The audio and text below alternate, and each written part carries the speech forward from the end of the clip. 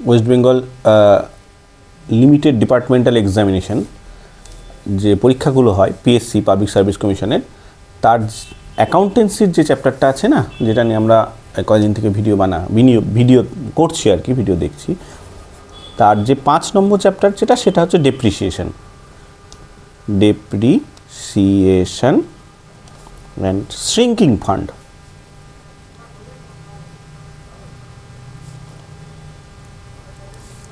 এই চ্যাপ্টার সম্পর্কে আমার মানে এমন কিছু জ্ঞান ফ্যান নাই, সেরকম আমি বোঝাতে পারবো বা বলতে পারবো বলে আমার মনে হয় না। তা আমি যেটুকু আর কি চেষ্টা করছি, যদি কিছু বলতে পারি, যতটুকু জানি মোটামুটি যদি কিছু আইডিয়া করতে পারি। তো প্রথমে আমাকে জানতে হবে ডেপ্রিসিয়েশন জিনিসটা কি। আমি যেটা বুঝেছি সেই অনুসারে প্রত্যেকটা অ্যাসেট যেগুলো কোনো একটা কোম্পানি, সংস্থা বা ব্যবসার মধ্যে থাকে, তার যে সারা বছর ধরে যে ইউটিলাইজেশনটা হয়, ব্যবহারটা হয়, সেই ব্যবহারজনিত কারণের জন্য ওটা তো মেশিনটার তো ক্ষয় হয়। তো সেই ক্ষয়ের হিসাবটাকে করাটাকে বলে ডেপ্রিসিয়েশন। ওই বছরের মধ্যে যে পরিমাণ মেশিনের মূল্যকে ক্ষয় হয়েছে বলে ধরা হবে, সেটাই হলো ওই বছরে ডেপ্রিসিয়েশন। ধরা যাক, আমি এবার উদাহরণ দিয়ে যদি ধরা যাক শুভদীপ মজুমদার নিজের জন্য একটা মোবাইল কিনে নিয়ে আসলো। তাহলে আমাদের এখানে একটা এরকম আমাদের যে ছক কমার্সে দেখেছি, এই ছক দাদা দিদি সবাইদেরকে করতে, সেই ছক এদিকটায় সেই ডেবিট থাকে, এদিকটায় ক্রেডিট থাকে, এদিকটা একটা ডেট থাকে, এদিকটা একটা ডেট থাকে, ওদিকে পার্টিকুলার থাকে, এদিকে অ্যামাউন্ট থাকে, এখানে অ্যামাউন্ট থাকে, এখানে পার্টিকুলার থাকে। তাহলে এইখানে মোবাইল অ্যাকাউন্ট বলে অ্যাকাউন্ট তৈরি হলো। তো মোবাইল যদি ও কিনে নিয়ে আসে, মোবাইলটা অ্যাসেট মানে ডেবিট, তাহলে আমি কি করব? ও তো এখন অনলাইনে টাকা ট্রান্সফার করে দিচ্ছে শুভদীপ, তাহলে ব্যাঙ্ক অ্যাকাউন্ট হবে, ওর ব্যাঙ্ক থেকে টাকা কেটে চলে গেছে। যদি ক্যাশে দিয়ে থাকে তাহলে ক্যাশ হতো, আর যদি ধারে কিনে নিয়ে আসতো তাহলে যে লোকটার কাছ থেকে ধারে কিনে নিয়ে আসলো তাকে দিতে হবে, তার নাম হতো। ও 50,000 টাকা দামের একটা মোবাইল কিনে নিয়ে এসছে।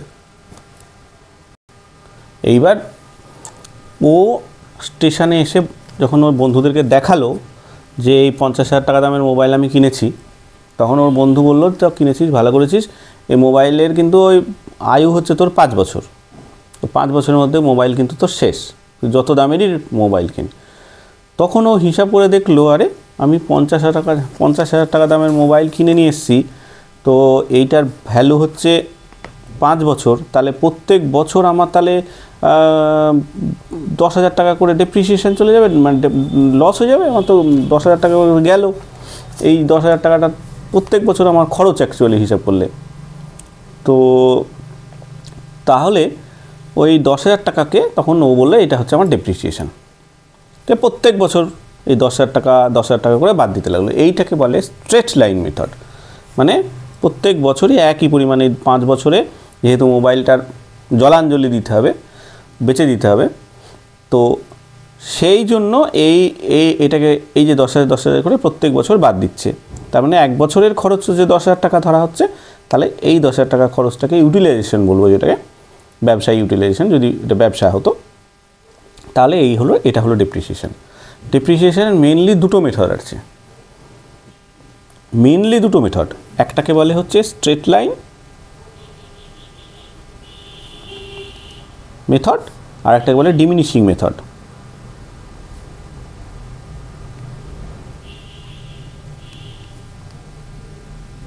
তো ডিমিনিশিং মেথডটা আবার জিনিসটা কীরকম, তো এইটাকে বলে স্ট্রেট লাইনটা তো বছরে সেম 10 বছর 10,000 করে প্রত্যেক বছর কেটে গেল। ডিমিনিশিং মেথডটা একটু আলাদা। ডিমিনিশিং মেথডটা একটু বেশি বুদ্ধি যাদের, শুভদীপের মতো ছেলে যারা, তারা করলো কি, এটা তো ওকে স্টেশনের বন্ধুরা কেউ বুঝালো, কিন্তু ও যেটা বুঝলো যে আমি প্রথম বছর যদি আমার 50,000 টাকা দাম হয়, এই এক বছরে ওর যা ভ্যালু কমবে, মানে ধর রিসেল ভ্যালু, ওইটাই যদি আমি বিক্রি করতে যাই, তাহলে এক বছরে যা ভ্যালু কমবে ওর, প্রথম বছরের ভ্যালু আর তারপরের বছরের ভ্যালু আর তারপরের বছরের ভ্যালু কখনোই এক হতে পারে না, সম্ভব না। ও তখন করলো কি, বললো ডিমিনিশিং ব্যালেন্সের পদ্ধতিতে আমি করব। কীরকম, ও মোবাইলের উপরে এই 10,000 টাকার বদলে ও বললো আমি 40% হারে ডেপ্রিসিয়েশান চার্জ করব। তাহলে কি হলো, প্রথম বছর 20,000 টাকা ডেপ্রিসিয়েশান কেটে বাদ গেল। প্রথম বছর কিন্তু 10,000 থাকলো না, প্রথম বছর 20,000 হলো। তাহলে বাকি পড়ে থাকলো 30,000, তার উপরে আবার 40% মেরে দিল, তাহলে 12,000। তাহলে এখানে কত থাকবে, 18,000। আবার 40% মারলো, তাহলে 5,400, তাহলে 12,600। এবার করতে গেলে টাকা পয়সা গন্ডগোল হয়ে যাবে, তাই আমি আর করছি না। তো এরকমভাবে করলো কি, প্রথম বছর যেমন 20,000 টাকা পড়লো, তো তৃতীয় বছরে গিয়ে মাত্র 5,400 টাকা পড়লো। এইরকমভাবে যা ব্যালেন্স বছরের প্রথমে থাকবে, যা ব্যালেন্স বছরের প্রথমে থাকবে, যা ব্যালেন্স বছরের প্রথমে থাকবে, সেই অনুসারে ডেপ্রিসিয়েশান 40% চার্জ করতে লাগলো। এইটাকে বলে ডিমিনিশিং ব্যালেন্স মেথড।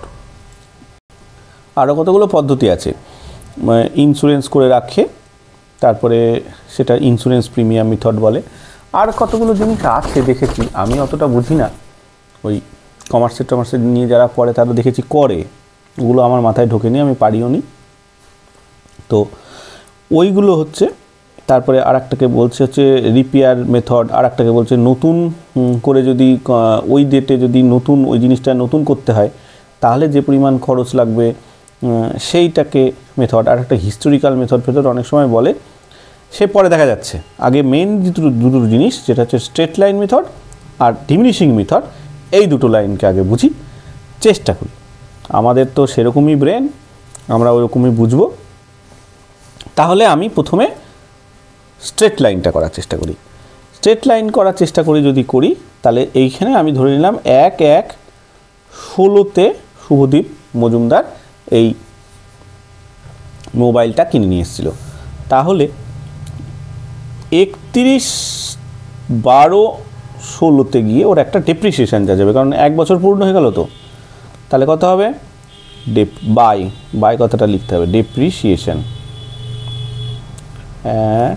10,000 বাই 31 তারিখেই থাকলো, ব্যালেন্স ব্যালেন্স সিডি এরমভাবে লিখে রেখেছি 40,000, মানে ক্যারিড ডাউন করলো এটা। টোটাল হলো 50,000, এখানেও টোটাল হলো 50,000। এই 1 বছরের গল্প শেষ। এই ডেপ্রিসিয়েশন 1 টাকায় এটাই লিখবে। তাই জন্য কী করবে, অঙ্ক যখন পড়বে না তখন কিন্তু এইরকম 1 বছরের পড়বে না, তাহলে তো খুবই মজা, সেইটা হবে না। ওরা 5 বছরের ডেপ্রিসিয়েশন করবে দিবে।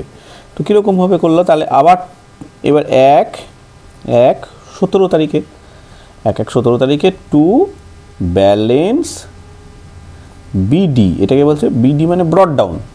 তো বিডি হলো কত, এখানে 40,000 টাকা সিডি ছিল, তাহলে বিডি হবে 40,000 টাকা। আবার এখানে 31/12/17 বাই ডেপ্রিসিয়েশন হলো 10,000 বাই ব্যালেন্স সিডি 30,000, দিয়ে টোটাল 40,000, এখানেও টোটাল 40,000। এরপরে করাটা ফালতু হয়ে যাবে, তাই না, একই জিনিসের রিপিট হয়ে যাবে। 01/01/18 টু ব্যালেন্স বিডি, এই 30,000 টাকাটা এখানে এসে জমবে, এইভাবে রিপিট হতে থাকবে। তাহলে এইটা যেটা করলাম সেটা হলো স্ট্রেট লাইন মেথডে ডেপ্রিসিয়েশন করার পদ্ধতি। এরপরে এইটাই যদি আমি ডিমিনিশিং ব্যালেন্সে করি, আবার সেই দাদাদের ছক, দাদাদেরকে করতে দেখেছি, আমরাও ওই দেখা দেখি টানছি। এখানে মোবাইল অ্যাকাউন্ট, ঠিক আছে, ডেবিট ক্রেডিট আর লিখলাম না, ব্যাঙ্ক অ্যাকাউন্ট টু কথাটা লিখতে হবে, ডেট এখানে দিতে হবে।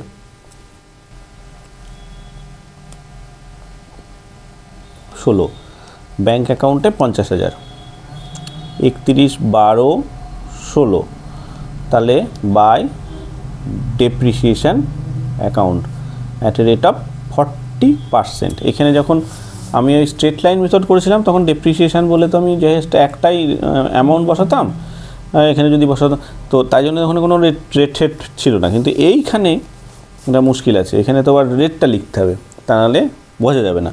তাহলে 20,000, তাহলে ওই সেমই জিনিস বাই BALNC, এখানে CD 30,000, টোটাল 50,000 গেল, 50,000 গেল।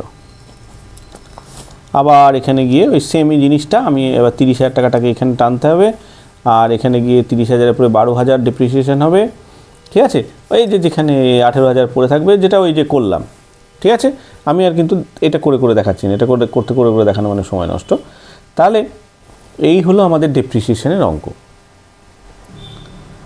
এবার এইটুকু বুঝতে মনে হয় আমার সমস্যা হয়নি, কারণ আমার মতো একদম নিরেট গবেটের মাথাতে এই জিনিসটা ঢুকেছে, তাই জন্য মনে হয় এইটা বোঝা গিয়েছে, আমি যা মনে করছি। এই তো এইবার কি হলো, তাহলে এর মধ্যে জ্ঞানাকল মিশাবে কোন জায়গায়? জ্ঞানাকল যেগুলো মিশাবে সেগুলো কি হচ্ছে যে শুভদীপ যে কাণ্ডটা করলো, এইখানে একটা মোবাইল কিনেছিল, ঠিক আছে। শুভদীপ এবার জ্ঞানাকলের একটা ছোট্ট মানে একটুখানি জ্ঞানাকল বাড়াচ্ছি, হ্যাঁ, দেখা যাক আমাদের মাথায় এটা যে ঢুকবে কি না, দেখি, চেষ্টা করি। যদি মাথায় না ঢুকে গুলি মার বলে উড়িয়ে দেবো অঙ্ক, ওই অঙ্ক খুব একটা পড়েও নি, এই মোবাইল অ্যাকাউন্ট। আর এই অঙ্ক না পারলেও আমার কিচ্ছু যায় আসে না, আমি দুখানা অঙ্ক করতে পারলেই আমার হয়ে গেল। একটা কনসাইনমেন্ট অঙ্ক খুবই পড়ে, সুতরাং কনসাইনমেন্ট মুখস্থ করে চলে যেতে হবে, আর একটা ফাইনাল অ্যাকাউন্ট মুখস্থ করে চলে যেতে হবে। দুটো অঙ্ক আমার হয়ে গেল, আর ওদিকে 3টে থিওরি করব, ব্যাস গল্প শেষ। আমার এত শেখার কী দরকার আছে? তাহলে আমি ডেট ফেটগুলো লিখলাম না, জাস্ট একটু দেখে যাওয়া, জাস্ট তো কি হচ্ছে, শুভদীপ কি করেছে, 1/17 একখানা মোবাইল কিনেছে, ব্যাংকের ওর টাকা আছে অনেক, ও বাবার কাছ থেকে কিছু কালেকশন করেছে,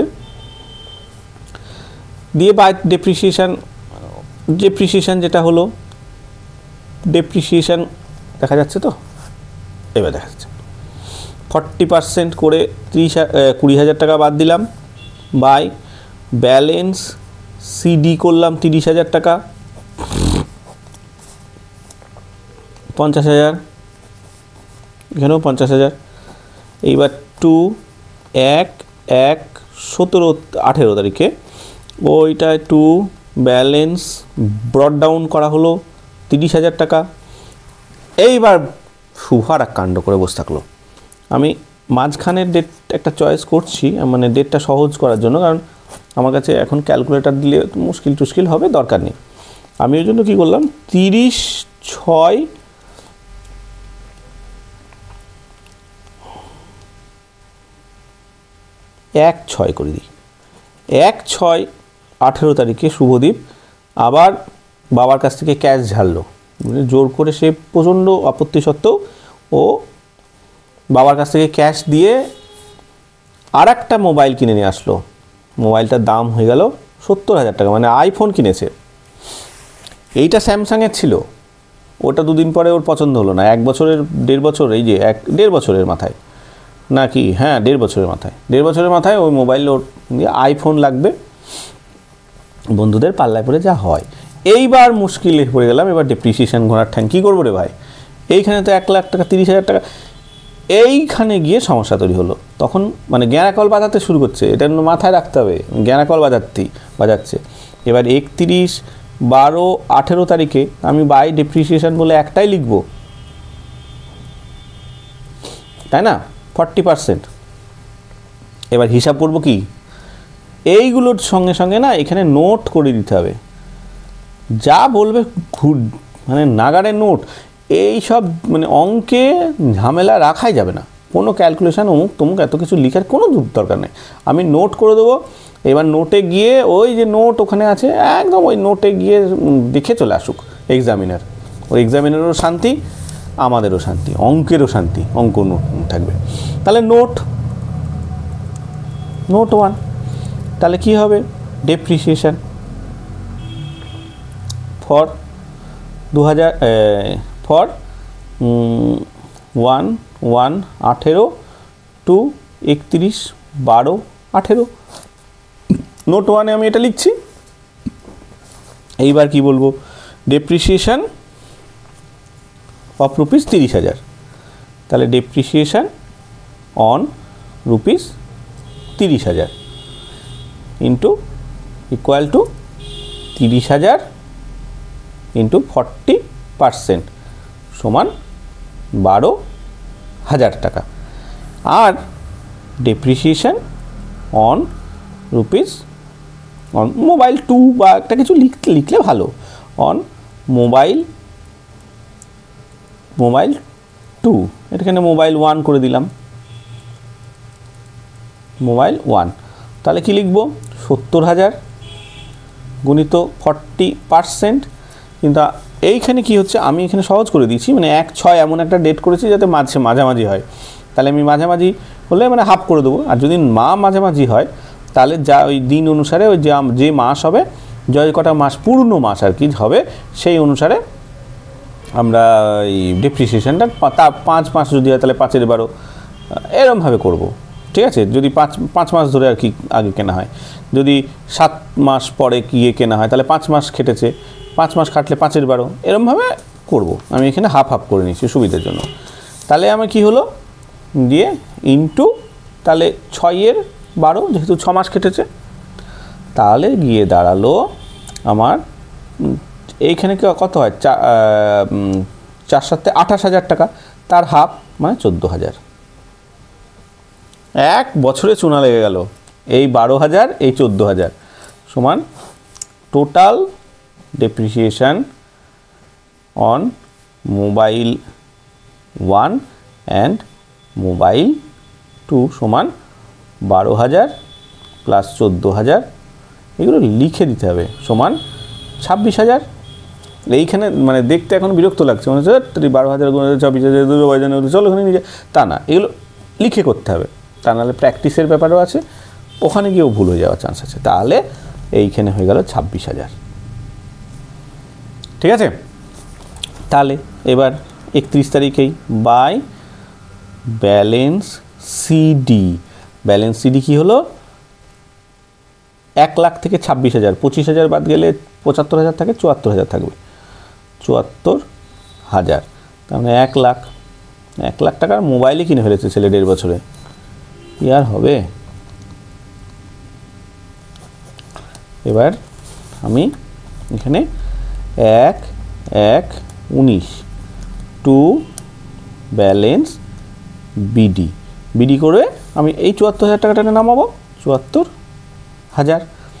তাহলে এইবার পরের বছর কি হবে, 31/12/19 তারিখে আবার by depreciation DEP at a rate of 40%। এবার তো আমার আর ভাঙা মাস নাই, এবার তো সবে 1 বছর হয়ে গেছে, তাহলে আমার কোনো অসুবিধা নাই। 74-এর 40% করলে কত হয়, তা 74-এর 40% হলে 4 4 16, 6 হাতে গেলো 1, 4 28 আর 29, ঠিক আছে।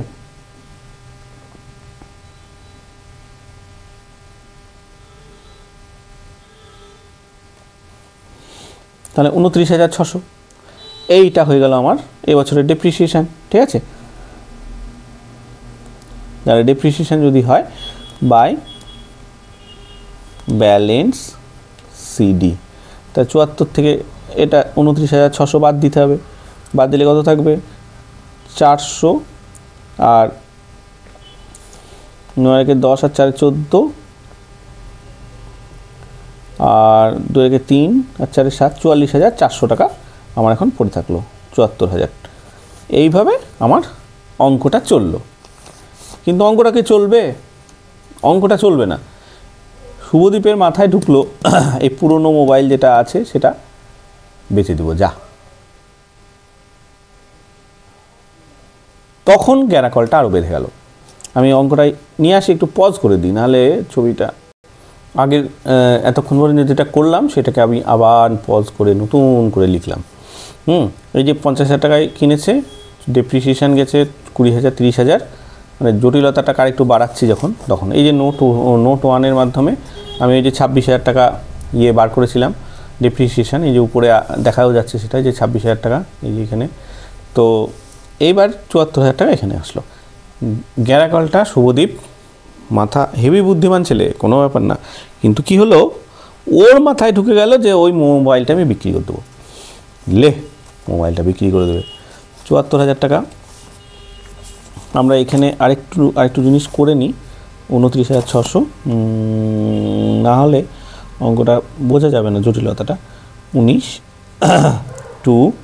ব্যালেন্স বিডি হলো 74,000 টাকা বাই ডেপ্রিসিয়েশন হলো 29,600 টাকা, আর পড়ে থাকলো 44,400 টাকা, 44,400 টাকা দিয়ে 74,000 টাকা, এখানে 74,000 টাকা বাই BALNC ব্যালেন্স সিডি, আর এখানে তাহলে 1/20 2 BALNC ব্যালেন্স বিডি হলো কত 44,400 টাকা। এইবার গন্ডগোলটা বাঁধালো, ডেপ্রিসিয়েশন দেওয়ার আগে ও আবার করলো কি, আমি এটাকেও ওই 1/6ই করছি কারণ হাফ মান হলে আমার হাফ করতে সুবিধা হবে। তাহলে 1/20 ও কী করলো, পুরনো মোবাইলটা বেচে দিল। তাহলে বাই ক্যাশ, ব্যাংকে নিশ্চয়ই কেউ টাকা দেবে না পুরনো মোবাইল, তাহলে ক্যাশে করলাম। কত টাকায় বিক্রি করলো, 20,000 টাকায় বিক্রি করে দিয়েছে। এইবার তুমি ডেপ্রিসিয়েশন করো। কি করে ডেপ্রিসিয়েশন করব,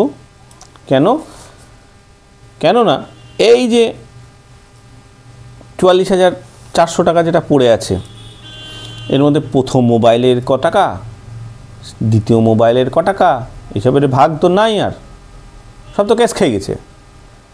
যদি কেস খেয়ে যায় তখন আবার আমাকে 31/12/20 তারিখে by depreciation account at a rate of 40% বলে এখানে নোট একদম পরিষ্কার 2-তে যেতে হবে, কোনো কথা নেই, ঠিক আছে? আমি দেখাচ্ছি, সরি আমি এখানে একটা ভুল বলে ফেললাম, এখানে না ক্যাশ হবে না, এখানে মেশিন ডিসপোজাল অ্যাকাউন্ট হবে।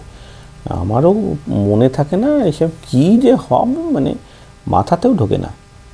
CHINE মেশিন ডিসপোজাল অ্যাকাউন্ট,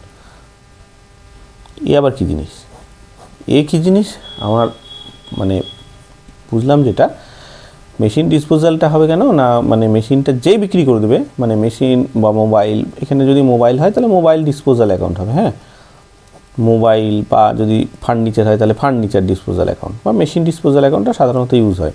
আচ্ছা, এই ডিসপোজাল অ্যাকাউন্টটা কি যেই বিক্রি করবে সঙ্গে সঙ্গে এই মেশিন ডিসপোজাল অ্যাকাউন্ট বলে একটা অ্যাকাউন্ট তৈরি করতে হবে। মেশিন ডিসপোজাল অ্যাকাউন্টটা কী হবে না, ওই যে একটা বোঝাই, দেখি ছকটা কোটে নিই।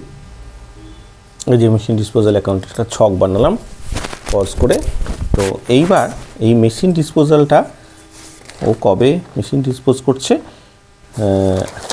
1/6 কোথায় গেল, এই যে 1/6/2020 তারিখে এই যে মোবাইল ডিসপোজাল 20,000 টাকায়ও করছে, ঠিক আছে? তাহলে এখানে বাই মোবাইল ডিসপোজাল যখন করেছি তাহলে 2, আমি এখানে মোবাইল অ্যাকাউন্ট করব।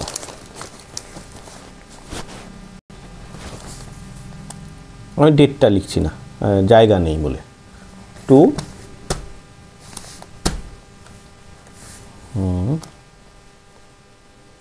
মোবাইল 1 অ্যাকাউন্ট, ঠিক আছে? এখানে একটা নোট লাগবে 02, নোট 02টা লাগবে, নোট 02 বা 03 যাই হোক একটা নোট লাগবে, এটা নোট 03 হবে, নোট 03টা লাগবে। কেন লাগবে, কারণ আমাকে তখন দেখতে হবে যে ওই যে মোবাইলটা বিক্রি করলো সেই মোবাইলটার ডেট লাগবেই, 1/6 কত তারিখে বিক্রি করেছে, 20, 1/6/2020 তারিখে এর মানে ভ্যালু কত। তাহলে আমাকে কি দেখতে হবে, যতগুলো ডেপ্রিসিয়েশন চার্জ করা হয়েছে, নোট 3, ভ্যালু অফ মোবাইল নম্বর 1 বা মোবাইল 1 হলো। এর কি হলো, এর প্রথমে ইয়ে ছিল 50,000, ঠিক আছে, এক এক কত ছিল 17 না 16, 1/1/17 ছিল, 1/1/17 তারিখে 50,000 টাকা ছিল, ইন্টু 40% করলে হয় 20,000। এবার ওর ভ্যালু দাঁড়িয়ে গেল তাহলে কত, 30,000, ঠিক আছে। এই 30,000 টাকা দাঁড়ালো কত, 1/1/18 তারিখে, ইন্টু 40% আবার চার্জ হয়েছে নিশ্চয়ই, সমান 12,000 চার্জ হয়েছে, তাহলে 1/1/19 তারিখে এটার দাম দাঁড়িয়ে গেল 18,000। তারপরে আবার তাহলে ইন্টু 40% হয়ে গেছে, সমান কত দাঁড়ালো,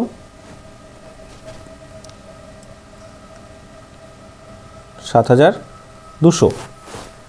তাহলে 1/1/20 তারিখে 10,800 টাকা দাঁড়িয়েছে এটার ভ্যালু, তাই তো,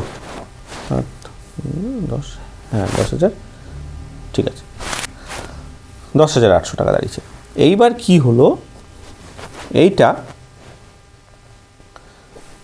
1/1 এইখানে তাহলে 1/1/20 লিখলাম, 1/1/20 তারিখে মোবাইলের ভ্যালু আমার ওয়ার্কিংস অনুসারে আমার গিয়ে দাঁড়ালো 10,800 টাকা।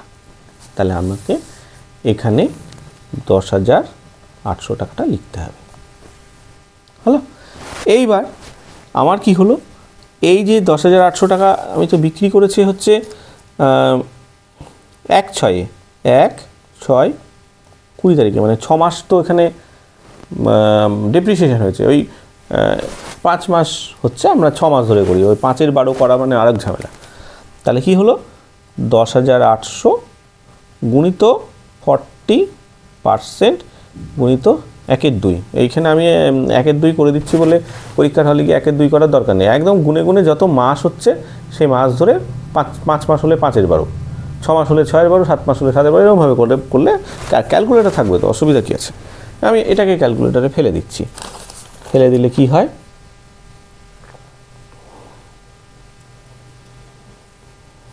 কত, 10,800 ইন্টু 40% ডিভাইডেড বাই 2, 2,160, তাহলে সমান 2,160 টাকা হলো এর ডেপ্রিসিয়েশন, ঠিক আছে, এর ডেপ্রিসিয়েশন। এইখানে আমি চলে আসবো বাই ক্যাশ, বাই ক্যাশে ও পেয়েছে কত টাকা, সরি ক্যাশ কেন, বাই, হ্যাঁ ব্যাংক না, ব্যাংকে তো ইয়ে হবে না, বাই ক্যাশ, ক্যাশেই হবে, ও ক্যাশে 20,000 টাকায় বিক্রি করে দিয়েছে। তাহলে আমি কি করলাম, এখানে বাই ক্যাশ করলাম, ও ডেটটা দিচ্ছি না, 1/6/20 তারিখে, ঠিক আছে। আর এখানে আমি কি করব, by depreciation at a rate of 40% for 6 months, এইটা প্যাকেটে দিয়ে দিলাম, এই যে এখানে করেছি কত, 2,160, তাহলে আমার এখানে দেখা গেল কি, এইটাকে কিন্তু আমি বেশি, এখান থেকে কি হয়েছে, আমার ইনকাম হয়েছে, মানে বেশি, মানে আমার রিটেন ডাউন ভ্যালুটা এই ডেপ্রিসিয়েশন হওয়ার পরে পড়েছিল 10,800 টাকা, আমি পেয়েছি এই টাকাটা অ্যাকচুয়ালি, তাই না। এই ডেপ্রিসিয়েশনটা যদিও আবার লসে চার্জ হবে, কিন্তু ডেপ্রিসিয়েশন লসে চার্জ হলেও একদিকে যেমন লসে চার্জ হবে, কিন্তু আমার এটা তো নর্মাল লস, মানে আমি বিক্রি করলেও এই লসটাও তো না করলেও হতো, তাহলে এটা আমার নর্মাল লস, কিন্তু আমার অ্যাকচুয়ালি কত কী হলো, এখানে কিন্তু প্রফিট একটা আর্ন করলাম 22,160 টাকা, এদিকে 22,160 টাকা, এটা যদি হয় 2 profit on sell of mobile 1 হলো ট্রান্সফার্ড টু P&L অ্যাকাউন্ট। এইটা কিন্তু লিখতে হবে profit and profit on sell on mobile 1। এই জিনিসটা কিন্তু প্রফিট অ্যান্ড লসে কি ইনকামের দিকে হেডের দিকে তাহা হিট করবে, ওই জন্যই এটা কিন্তু করতে হবে। এটা 2100 প্লাস 20,000 মাইনাস 10,800, তাহলে আমার থাকলো 11,360, 11,360 টাকা। ঠিক আছে, তাহলে এইটা হয়ে গেল আমার 11,360 হলো আমার প্রফিট। শুভদীপ তো মানে ও মোবাইল বেচলেও লাভ করেছে, 11,360 টাকা প্রফিটই করে ফেলেছে, ও যা অবস্থা, যদিও কিছুই না। এইবার আমি এখানে কি করব, ডাক্তারি এখানটা আমি এত ঘিচিবিচি হয়ে গেছে না, এ আমি আর পারলাম না রাখতে, এইটুকু আমি কেটে দিলাম। এই জিনিসটা এখানে রাখি, by mobile disposal account. Mobile disposal অ্যাকাউন্টে আমি কোনটা দেব? মোবাইল ডিসপোজাল অ্যাকাউন্টে কিন্তু আমি এইখানে যে ভ্যালুটা আমি পাচ্ছি না, এই যে এইখানে হিসাব কষে কষে এই যে নোট 3 থেকে, তাহলে 10,800 টাকা দেবো। তাহলে এখানেও আমি কিন্তু নোট 3 কথাটা লিখেই দিব, দরকার নেই, নোট 3 10,800 টাকা হলো। তাহলে এখানে আবার হবে কি, বাই ডেপ্রিসিয়েশন অ্যাকাউন্ট। ডেপ্রিসিয়েশন অ্যাকাউন্টে কি দাঁড়ালো, এখানে তো আমি আবার মানে দুশ্চিন্তায় পড়ে গেলাম। দুশ্চিন্তায় পড়ে গেলাম কেন না, এখানে আমাকে আবার একটা নোট করতে হবে, নোট 04, ঠিক আছে, এটা না, নোট 04 করতে হবে। কেন করতে হবে? কারণ আমাকে এবার দেখতে হবে যে আমার এবছরে এবার ডেপ্রিসিয়েশন কত হচ্ছে। কি করে করব, balance note 04 value of depreciation for ওই যে এই যে এখানে যে বছরটা আসছে, এই যে 1/1/20, এই যে 1/1/20 থেকে 31/12/20 পর্যন্ত যে বছরটা, তাহলে ওখানে আমি সেটাই লিখব, 1/1/20 টু 31/12/20। ঠিক আছে, এবার বলছে value of mobile 2 as on 1/1/20। তাহলে কত হবে, টোটাল 44,400 টাকা ছিল, মাইনাস 10,800 টাকা। কেন 10,800 টাকা করলাম, এই যে 1/1/2020 তো এই মোবাইলটারই দাম বেরিয়েছিল, ওই যে 10,800 টাকা বেরিয়েছিল, এখানে তাহলে বাদ দিয়ে দেবো, তাহলে থাকবে হচ্ছে 33,600 টাকা। এটার পরে তো কোনো অসুবিধে নেই, এটার পর তো ডেপ্রিসিয়েশন হবে, তাহলে ডেপ্রিসিয়েশন অন মোবাইল 2 33,600 ইন্টু 40%, 1,344 টাকা, 1,344 টাকা, 1,344 টাকা হয় না, 40%, 13,440 টাকা, 13,440 টাকা।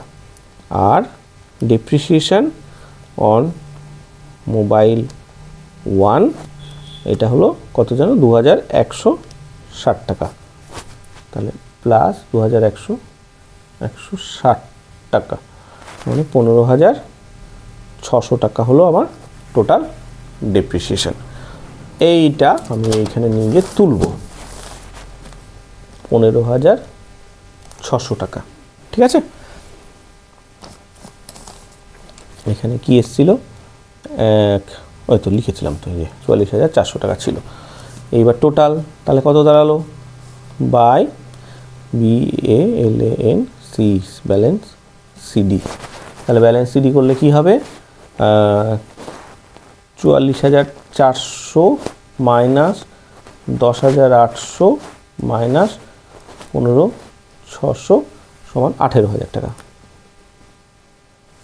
এই 18,000 টাকা আমার এখন ব্যালেন্স হয়ে দাঁড়িয়ে গেল। আর ইয়ে থাকলো কোথায় গেল, এইবার দেখা যাচ্ছে এই যে 18,000 টাকা আমার এখন ব্যালেন্স হয়ে থাকলো, মানে মোবাইল খাতে। কারণ শুধু মোবাইল 2টার এখন দাম দাঁড়িয়ে গেছে এটার ডেট কত, 31/12/20 তারিখে, 31/12/20 তারিখে এটার এই ডেট মানে এই ভ্যালু দাঁড়িয়ে গেছে, ঠিক আছে। 44,400 দেখা যাচ্ছে না ভালো করে, একটু টেনে নিই, 44,400 এটা হলো, এইদিকেও 44,400 হলো। এবার আবার নর্মালি ডেপ্রিসিয়েশন চার্জ হতে তো চলে যাবে, যত বছর পর্যন্ত অঙ্কে বলা থাকবে ডেপ্রিসিয়েশন চার্জ করতে হবে তত বছর পর্যন্ত চার্জ করতে হবে। এই হলো প্রথম টাইপের অঙ্ক।